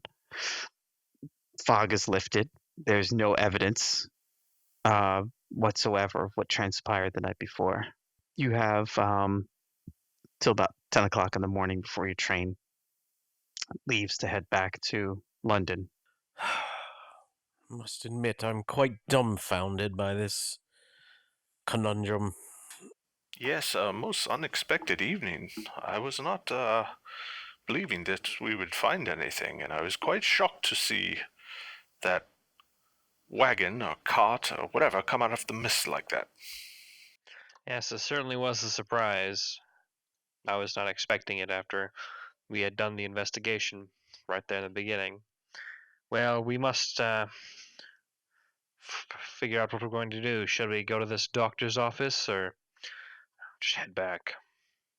Probably should first head to the post office and, call the professor, see what he says. I mean, after all he said is that he sent us here to investigate, and he never said that he He sent us wanted here it. to take pictures. Yes, but that's the thing. He never said that necessarily that he wanted us to debunk it. Like, what if he knew? He said he was going to debunk it, right? I don't remember him saying those specific words. He just wants the evidence. But yeah, I'm absolutely giddy. And Father Kane, you should sound much more happy. Your faith should be renewed. There is some semblance of an afterlife after all, it seems. My friend, I did not need such proof to know I have already seen such things. Nevertheless, this is somber thoughts, for these activities are never a good sign. Such activities always lead to terrible things. Well, I'm sure there's some scientific explanation for it. I mean, I know that light can cause some strange visual effects, but I don't think there's any recorded event of a talking, moving carriage made entirely out of light. I mean, I know projections are a thing, but, I would doubt that they would react so lifelike. Audrey says, "Well, I don't know about you fellas, but I'm spooked, and the sooner we get out of here, the better." Well, I mean, I'd say, yeah, I mean, we still have some time. Maybe some of us can go to the postal office, call. Father Kane is interested in asking about the people he talked to, and the old woman and the driver, and he's also interested in talking about the office, at least before they leave. He has to have enough for his report for the Vatican, so he needs more information at this point. Right. So the doctor was Dr. Smith, and his house burned down 70 years ago, and it was the edge of town. He left no surviving members of his family behind. 70 years ago, you said? Mm-hmm. Mm-hmm. Dr. Now, Smith. As you're asking around, people are like totally flipping out if you tell anyone that you saw Mrs. Willem. I wouldn't say that any of us. I mean, I'm not speaking for everyone, but for myself, I wouldn't say that it was identified as her. So I ask about, when she went missing. I ask about what happened to her. I ask about, was she properly buried? That's what they ask you. They're like, "How did you know she went missing?" Well, I'm doing the question. No, I'm just kidding. You're like, she just disappeared one day. She was gonna go to the doctors and disappear, but when they checked after the fire, her body was nowhere to be found. I was gonna say, is there a way that I could go to the local records office? Is there like a Yeah, I was gonna say records office, magistrate's office. Yeah, you could. I mean, I would say that what you've discovered from the town will probably yield the same thing. But yeah, okay. You can make. You only have there might be like 3 hours. Coroner's reports, which is not really sufficient for any real library use. Yeah. What if we double team it? So, quick question: when they go to that office, is there a telephone on it? There is a telephone at the post office. Mm-hmm. Right, and so you don't discover anything new. but through press clippings from the local newspaper, you're able to verify that for once what everyone is saying is true. So it appears that 1.70 years ago, the doctor's house did burn down. This woman did exist in the town, did vanish. And how about the driver and the carriage? Do we know what happened to them? Did the carriage recovered before or after the fire? There is Was no record of the carriage or anyone named George.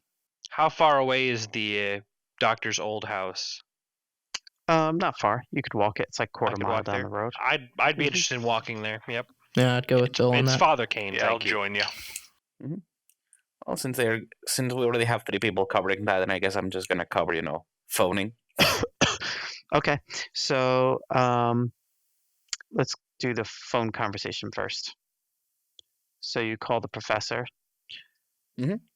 Anthony, how did it go last night? We saw it, Professor. We saw it. We've got the pictures too. Excellent. That is outstanding. I'm so happy to hear that. This will make my speech all the more better.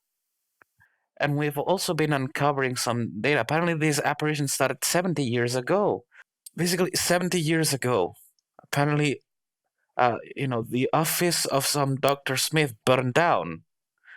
And on that same night, that Mrs. Willem that was on the woman hopping on the carriage vanished, as well as the driver of the carriage. Yes, that's all very fascinating, but that's not really relevant to the facts that I need for my studies right now. So the sooner you come back with those photos, the better. All right. Well, the rest of the group has gone to investigate the burned house, since we still have some time before the train. But we should be there in time. Excellent. I'll see you this evening then. Just come straight round to my house. All right. See you in the evening. So where the house was has been kind of rebuilt. There's another house there now. You don't see anything that looks unusual. Can I take a look around? I'm looking for any sign of disturbances. Since this is still early. Maybe people are still haven't disturbed the area too much. And do I see anyone walking around? You do not, but give me a spot hidden check. Ooh, this is not gonna go well. Ooh, Oh, yeah. boy. Who else is with you? I am I am. Dr. Gregory Okay. and Dr. Was it Christoph? Dr. Haas. So Dr. Dr. Haas. Haas, give me I can't see your last spot name on the hidden. thing, so. And No. Dr. Mine's the worst. Push it! Oh God, we fucked it up. So yeah, you do not see anything worth noting. I'm gonna knock on the door of the person's house. Okay. There's a family living in the house now. All right. So I go. So you do not see anything No one at the answers house. door. You knock on the door. Yeah, there's a family living there now. Do they answer the door? hmm Ah, The lady of the house answers the door. When she sees your priest, she's like, "Oh, Father, what can I do for you? Would sorry you to trouble care you. for a cup of coffee or something?" Well, thank you very much, child. I would like to ask you one quick question. We'll get out of your way here.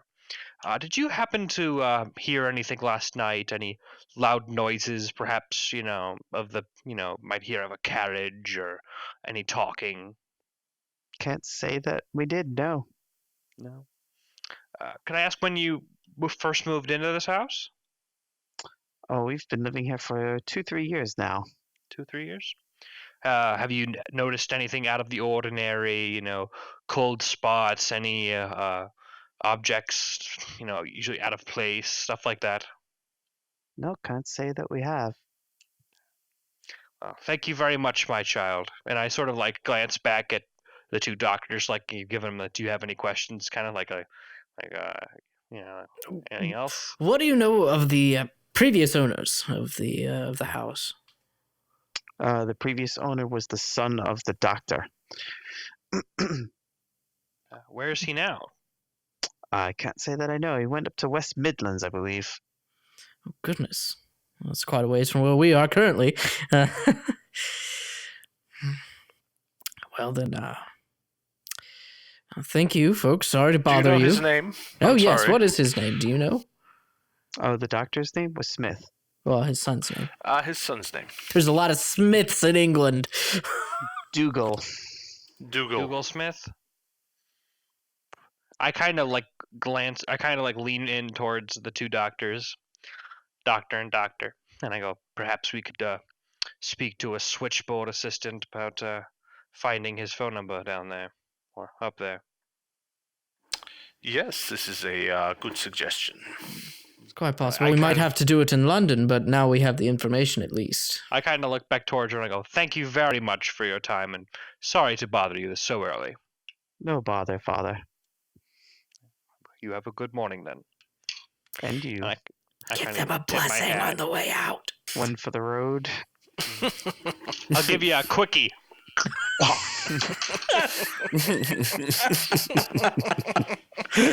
No. She invites me in for a quickie blessing. Don't worry, lads. You just gotta get on your knees and pray. Come in, Father. I need you to So- bless the house. You don't. You're run out of time, I would say. Well, not train much else we could have done Is at this ready point. to depart. Yeah. So you make your way back to London. And the weather is just as bad as it was when you left, and you're able to take 2 taxis back to the professor's house, and he's very excited to get the photos developed. And he invites you in, wants to hear all about it. So do tell me, what exactly happened? Anthony's told me that you saw the thing, of course, but We didn't only see it, Dr. Smith. We felt it, or at least I felt it. I went and I tried to touch it, and there was nothing there. It's like my hand just went through a wisp of smoke. It was magnificent. that is most intriguing. Then the Most snow intriguing. seemed to like fall both through and yet stay on it, as if it was like repeating some event. He's taking notes of all this while you're describing.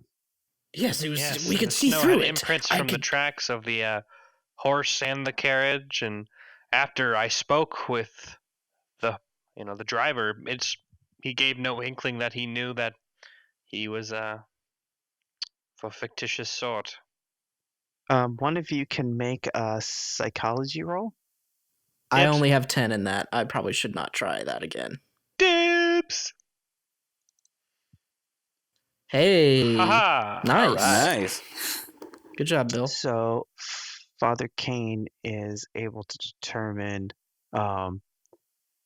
that everything that you're telling him seems to be basically confirming suspicions that he might have had. That's the impression that you're getting from him. He's like, like I figured as much, kind of a thing, as he's taking his notes down. So while he's taking notes, you're just underlining something he already suspected, perhaps, but he's not giving too much detail. He's saving every bit of explanation or surprise for his speech. Can I probe at him? And Yes, say, although why he- don't you tell me a little bit about what you're thinking here? You seem like you know something. That would spoil the surprise, I'm afraid. Can I try to persuade him? Sure. You could try, but you're probably going to fail. Okay, I'll try. Are you do opposed persuade rolls or something? It's a hard success, a 37. Yeah, you can't convince him. He's not going to give up his secrets. He says, just wait for the speech. Wait for the speech. Very well, very well. Yes. Yeah, I speak up a little bit louder this time, and I ask him if I could use his phone for a spell. Yes, of course. There's a phone in the guest bedroom if you'd like. some Thank you. privacy. Thank you. And I head that way, and I call the pastor at St. James, or was it St. Patrick's? I can't remember. St. Patrick's. St. Patrick's. St. Patrick's, and I tell him, ask him if he can get me in touch with the Vatican, as I need to fulfill my duties as a special investigator and report to my the cardinal overseeing me. So the professor still wants to know more details, like what time was the carriage on time? Oh, Dr. Haas, you had your watch with you, right? Yes. It was exactly on time at 11:55 on the minute. We began hearing the noise, and within a moment, it had appeared. Confound it, the telephone is ringing again. Beddoes, we get the phone, please. After a moment, Beddoes comes to the room and says that the phone calls for Father Kane. I promptly excuse myself and head back towards the phone. So you answer the phone. It is your superiors, the Vatican. And so the guy's name here, I have it written down for you. Cardinal Georges Francois Grantet. Okay. So I'm talking to him. He's an old friend of mine. So I'm like, Your Eminence, I have run into a situation in England. Has nothing to do with why I was here originally. It appears there is some sort of phenomenon going on in Cornwall. Some sort of spectre might be the only way to describe it. From what I could tell, it does not seem to be of an evil nature to begin with, but it was very much real.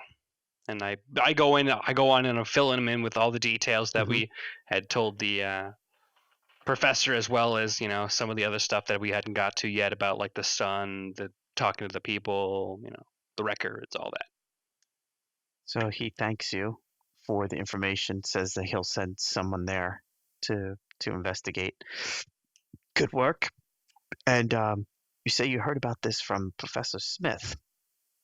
Yes, Eminence. So might be a good idea to stay close to the professor for a while and see whether things might be uncovered. Very good. I will stay close to him then. Your ending greetings and all that stuff, and then I would hang up the phone. You ring off. Of course, he suggests that you go to confession, obviously, as well. Is this good for the soul?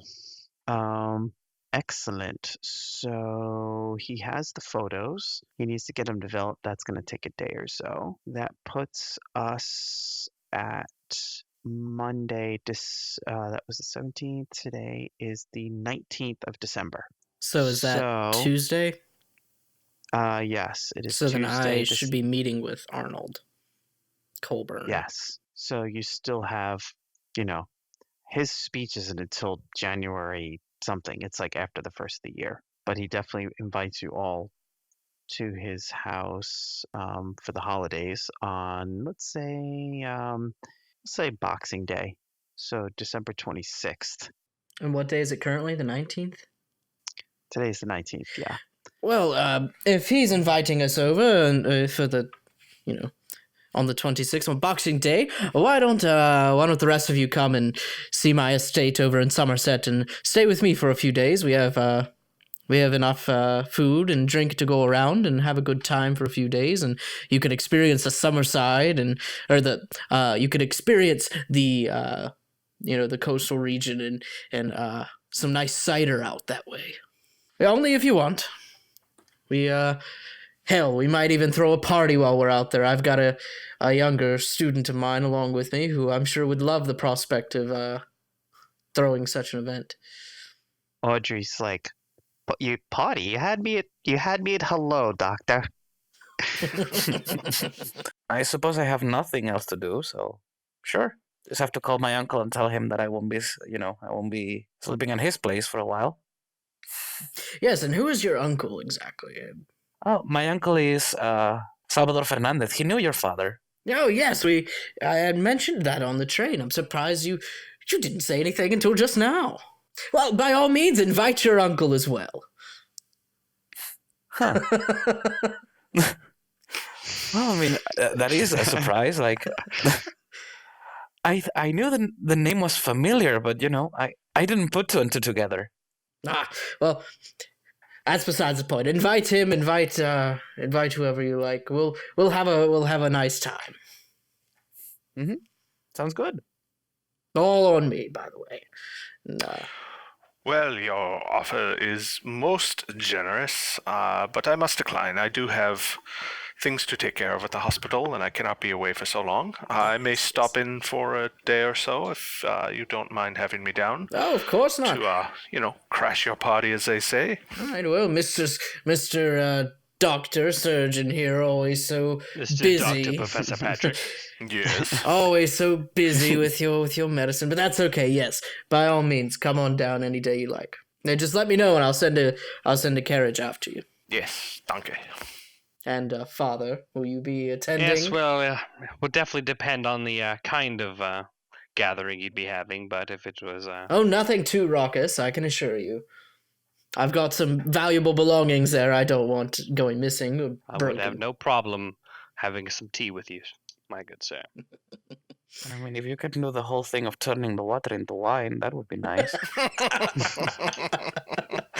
You have to take his boss up on that. I'm an exorcist. I don't perform miracles. So then I guess we have arrangements until Boxing Day at least. So, unless someone has something specifically that they want to get done, I think that's a good place to stop. And then we'll fast forward to Wednesday, January the 3rd, next session, which will be Professor Smith's speech.